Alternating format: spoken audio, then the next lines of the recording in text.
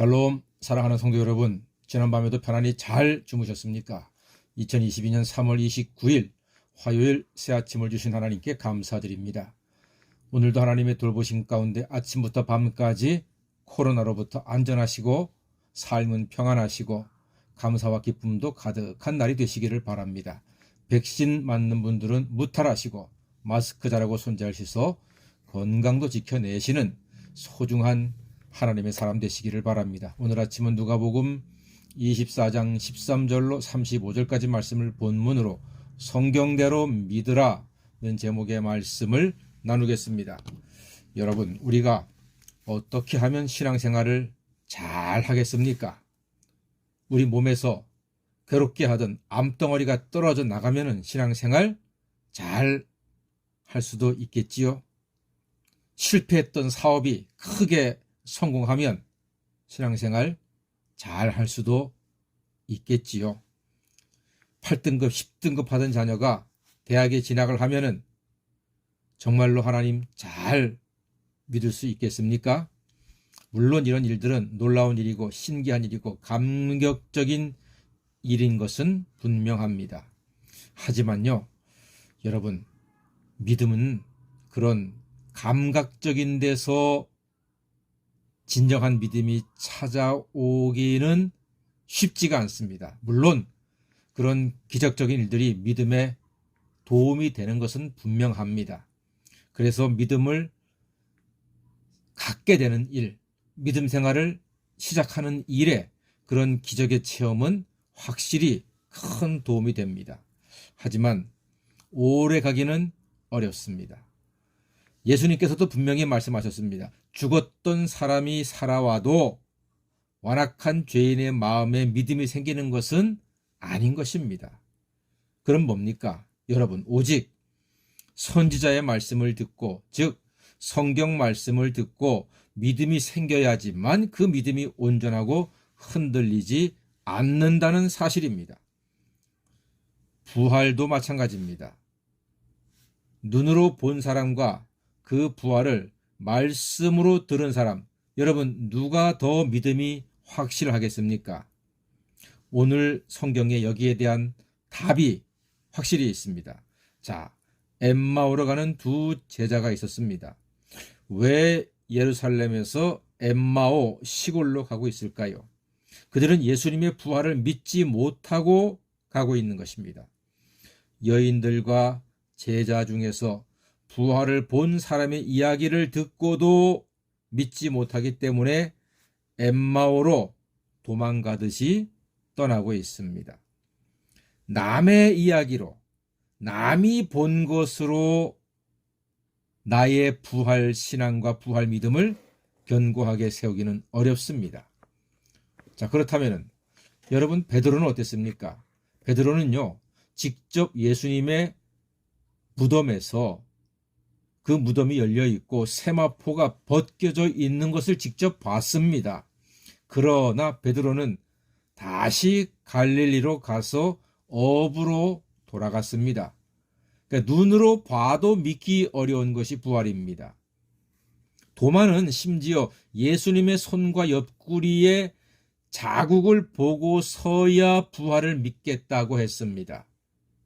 예수님의 손과 예수님의 옆구리에 창자국, 못자국을 보고서야 믿겠다고 한 사람이 도마입니다. 그것이 많은 사람의 모습입니다. 자, 그런데 오늘 엠마오 도상의 두 제자는 한 가지 특이한 것이 있습니다. 자, 예수님께서 26절, 27절에서 이렇게 기록되어 있습니다. 이에 모세와 모든 선지자의 글로 시작하여 모든 성경에 쓴 바 자기에 관한 것을 자세히 설명하셨다. 이렇게 기록되어 있습니다. 그러니까 부활하신 예수님께서 부활을 믿지 못하고 엠마오로 가고 있는 제자들에게 성경에 써 있는 것, 자기의 예수님에 관한 것을 자세히 지금 설명하고 있다는 것입니다. 그러니까 두 제자가 말씀의 맛을 알고 그리고 나서야 예수님을 관건해서 함께 밤을 보내게 됩니다. 말씀을 통해서 예수님의 부활을 분명히 믿고 확신하게 된 제자가 예수님께 부탁을 한 거예요. 예수님, 오늘 예수님과 함께 시간을 보내고 싶습니다. 오늘 밤에 예수님과 말씀으로 교제를 나누고 싶습니다. 이렇게 부탁을 한 거예요.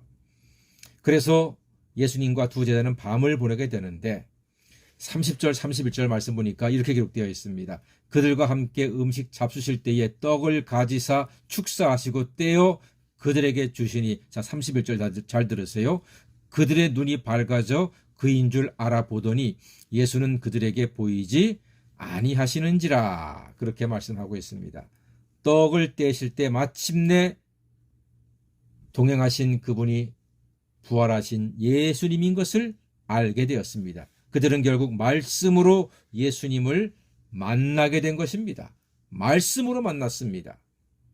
성경 말씀을 풀어줄 때 제자들은 예수님의 말씀을 통해서 부활하신 예수님을 만나게 된 것입니다. 그리고 두 제자들의 결정적인 말이 32절에 있습니다. 이게 참 중요합니다.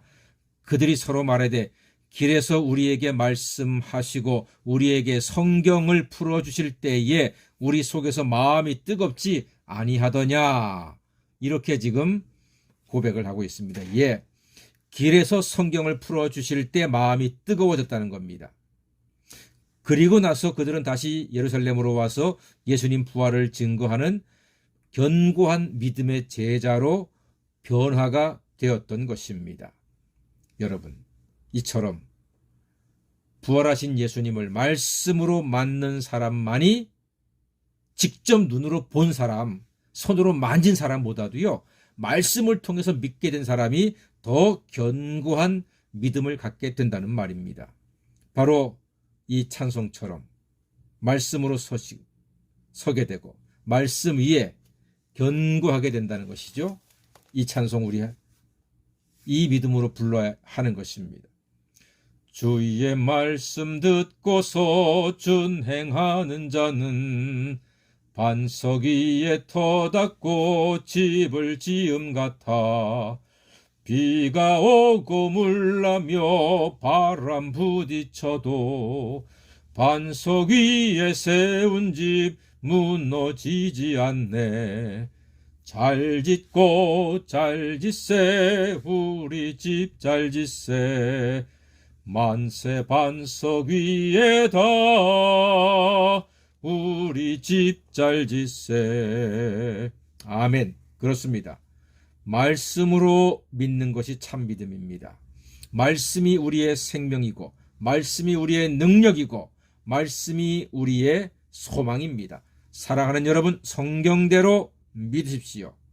예수님의 탄생과 예수님의 사역과 십자가의 고난과 죽으심과 그리고 부활, 그를 믿음으로 죄사함 받고 영생 받는다고 하는 사실을 말씀으로 믿을 때에 흔들리지 않고 견고한 신앙을 갖게 되는 것입니다.